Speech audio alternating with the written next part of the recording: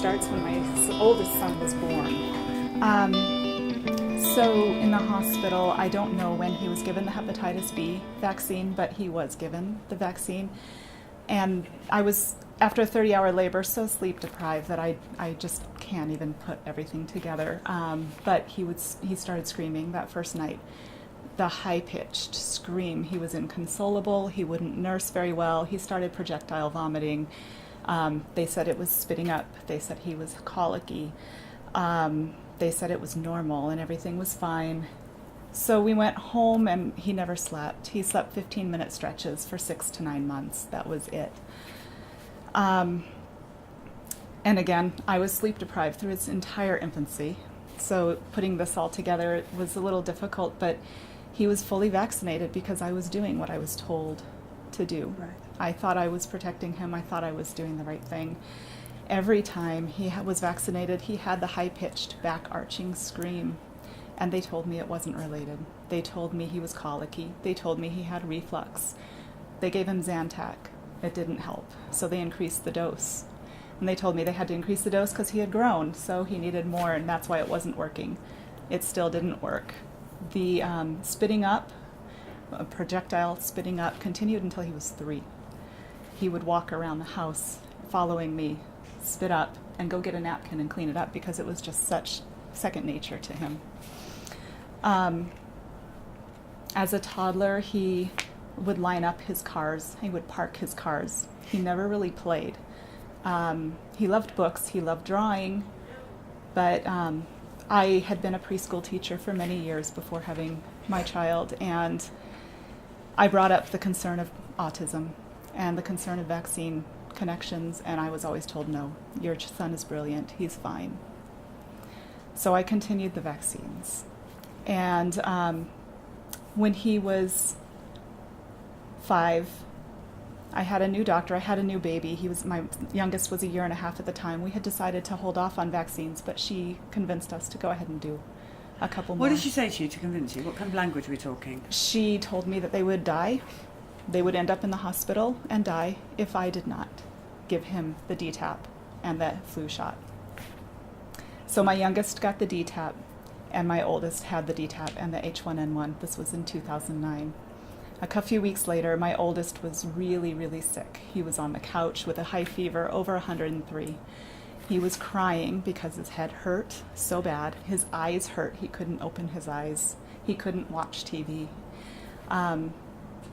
He was sick for over a week. I called the pediatrician. They said, it's H1N1. Don't bring him in. We don't want to get it. It's very contagious. I said, could it be the vaccine? He just had the vaccine. It can't be H1N1. She said, it's H1N1. That's what's going around. It's very contagious. Give him Advil. Give him Tylenol. He'll be fine. We all got sick, very mildly.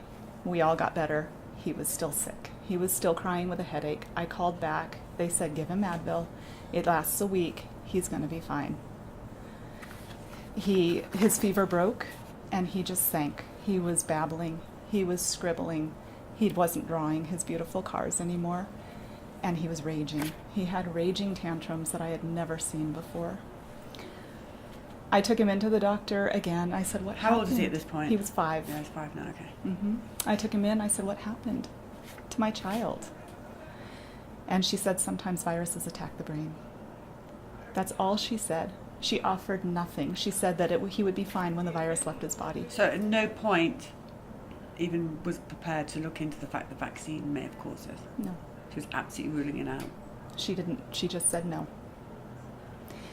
So she didn't even offer us any referrals, anything. So I, through friends, found another doctor who diagnosed him with Asperger's. And treatments still weren't working. Therapists weren't working. Nothing was helping my son. And I did not know. I didn't know. I didn't know I needed a medical degree to be a mom. I mean, this was a nightmare. But I started to see a pattern, and his behaviors would wax and wane. And I couldn't figure out what was going on. And it turns out now, this has been going on. He's 12 now, and he's diagnosed with pandas. And I don't know what came first. I don't know if vaccine injury caused all of this. I don't know if he had he does have immune deficiency. I don't know if that came first. I don't know if the vaccine injury caused it. I don't know, but I believe vaccines played a role. Immune deficiency, they're the people that should not. They should not. It says that on the insert, be the vaccine. So, but nobody tests for that before giving the vaccines. Don't get me started on that. So what's the situation today with your children? They both have pandas. They both have pandas. And why do you not want me to put this camera on? I'm not going to do it. I'm just interested. So when my oldest was 7, we still did not have a diagnosis. We did not know what was going on. Right. But he got very sick again. And it was very much like when he was 5. I took him, it was a weekend, and I thought, I had heard about pandas, and I had done a little bit of research, and I thought maybe he has strep. Maybe that is why this is happening. So I took him to urgent care, and I had to beg for a strep test. I had to practically get on my hands and knees and beg for a strep test because he didn't look like he had strep. He didn't complain of a sore throat. He didn't complain of a headache. He didn't have a fever. He was having behaviors. He was aggressive. He was aggressive toward his brother. He was melting down in the office. He was swearing. And my family does not talk like that, so I don't even know where it came from. And she humored me and did the strep test, and it was positive. But she called CPS because she was concerned about the safety of my younger son. Wow. And I fear, if anything happens and I lose my children, I can't protect them. Right. But a day of antibiotics, my son was a happy child again, and he is now on long-term antibiotics to prevent strep and to prevent illness, because any bacteria, any virus, allergies, everything that attacks his immune system attacks his brain. It's a terrible situation. It is. And he's brilliant. He is very, very smart. He is a wonderful child. But when he gets sick, he is depressed. He is suicidal. And we've been told over the years it's psychiatric. That's all. Keep him off psychotropic drugs. I have. Because that's what's going to But that's all they want to do. That's all. Keep him out. Keep him out. They're of the out. system.